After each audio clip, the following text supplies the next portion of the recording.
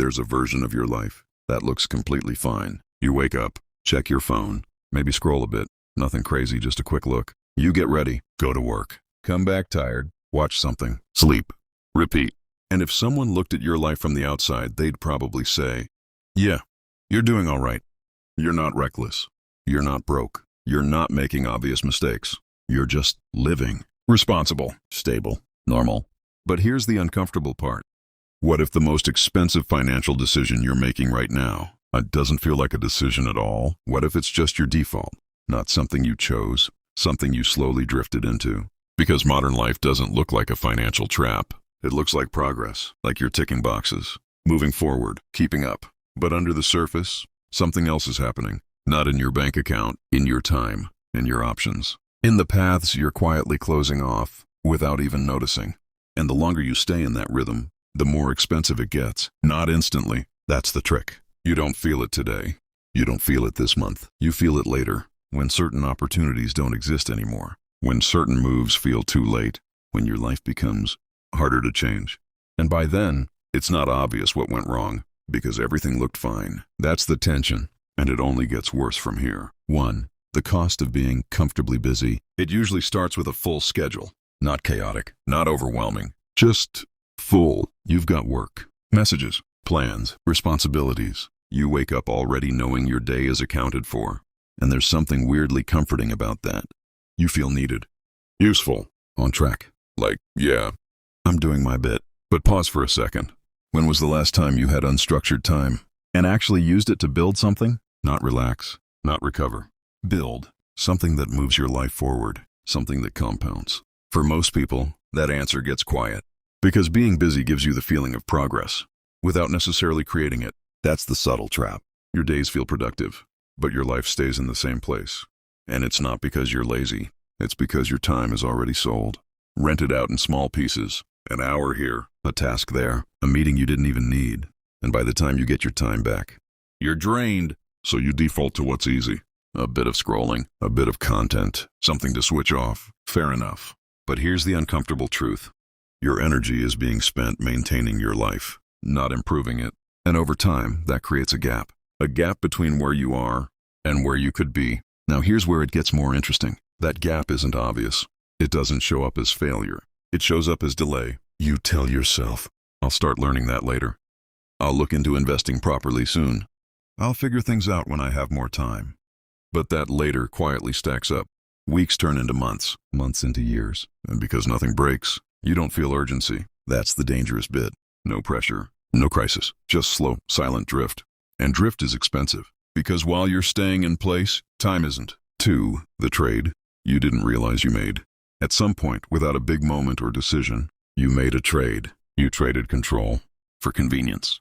And look, mate, it's not a bad trade. It's actually what most systems are designed for. You get a steady income, predictable routine, a sense of security. Feels fair, right? But here's the part people don't revisit. The terms of that trade don't stay fixed. They change quietly. Because once you adapt to that structure, your life starts forming around it. Your schedule, your habits, even your identity. You become someone who works certain hours, lives a certain way, spends within a certain range, and slowly, your flexibility shrinks. Not dramatically, just enough that big changes start to feel unrealistic. Try asking yourself this. If I wanted to take 6 months to reset my life, could I? Not in theory. In reality, could you pause your income, maintain your lifestyle, and focus on building something new? For most people, the honest answer is, probably not. And that's not a money problem. That's a structure problem. Your life depends on continuity, on you showing up every day. And again, nothing wrong with that, until you realize you're no longer choosing it. You're maintaining it. Because stepping away now comes with consequences, bills, commitments, expectations. And suddenly, you're not just working for money. You're working to keep your life intact. That's a different game. And here's where opportunity cost kicks in.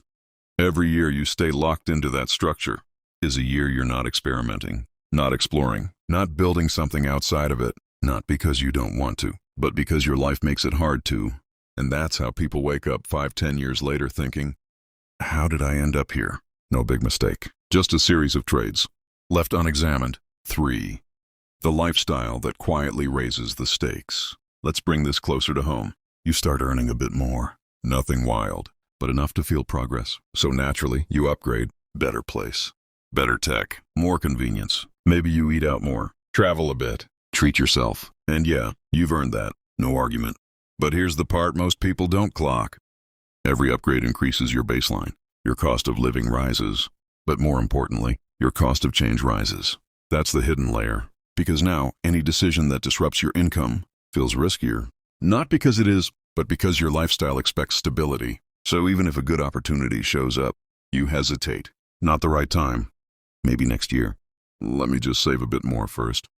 Sound familiar? That's not lack of ambition. That's lifestyle pressure. And it builds slowly, one upgrade at a time, until your life becomes something you can't easily step away from.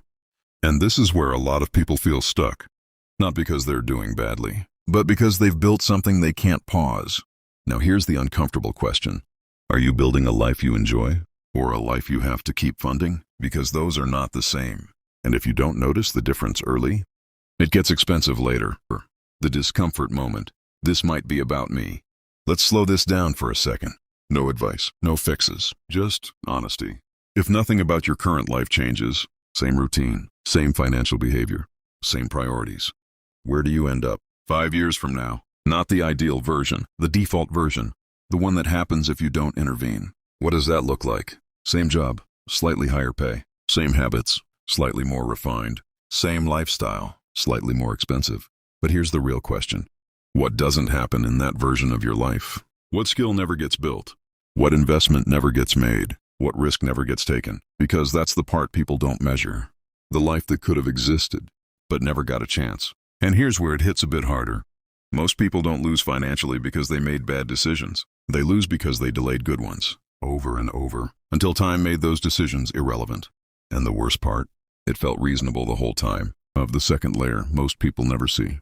There's another layer to this, and this is where it gets a bit deeper. Opportunity cost isn't just about money or time. It's about identity. The longer you stay in a certain lifestyle, the more it shapes how you see yourself. I'm not the kind of person who takes big risks. I need stability. I can't afford to mess this up. And those thoughts feel real. They feel logical. But they're often just reflections of your environment, your routine, your obligations, your current setup, not your actual potential. And here's the issue. When your identity adapts to your limitations, you stop even considering bigger moves. You don't explore certain paths. You don't entertain certain ideas because they don't feel like you. But maybe they never felt like you because you never gave them space. And that's how opportunity cost compounds on a deeper level. Not just in what you do, but in what you believe is possible. So what changes? Not everything. Not overnight. You don't quit your job. You don't blow up your life. You don't suddenly become a different person. That's not realistic. The shift is more subtle than that. It starts with seeing your life clearly, not just as income and expenses, but as a system that either creates options or slowly removes them. And once you see that, you stop chasing short-term wins and start designing long-term leverage. You begin to ask different questions. Not, how can I make more money this month? But, what in my life actually compounds? What builds over time? What continues working, even when I'm not? Because that's the real game. Not effort, leverage, systems, ownership, things that scale beyond your hours. And here's the key. You don't need massive time to start. You need protected time, even small pockets. An hour a day, a few hours a week. Time that isn't consumed by maintenance.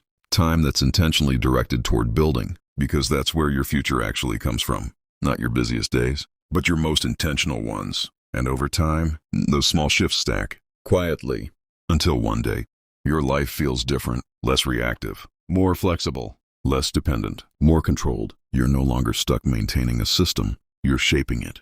And that changes everything. Because now, you have options. You can pivot, pause, explore, without everything collapsing. That's what financial control actually feels like. Not flashy, not loud, just stable in a deeper way. And once you experience that, you don't go back. Here's the thing most people realize too late. Opportunity cost doesn't show up immediately. It shows up later, when time has already compounded, when certain paths are harder to access, when certain opportunities don't feel realistic anymore. And by then, you're not just deciding what to do next. You're dealing with what you didn't do earlier. That's where this gets serious. Because there's one decision that almost everyone delays. Even smart people, even ambitious people.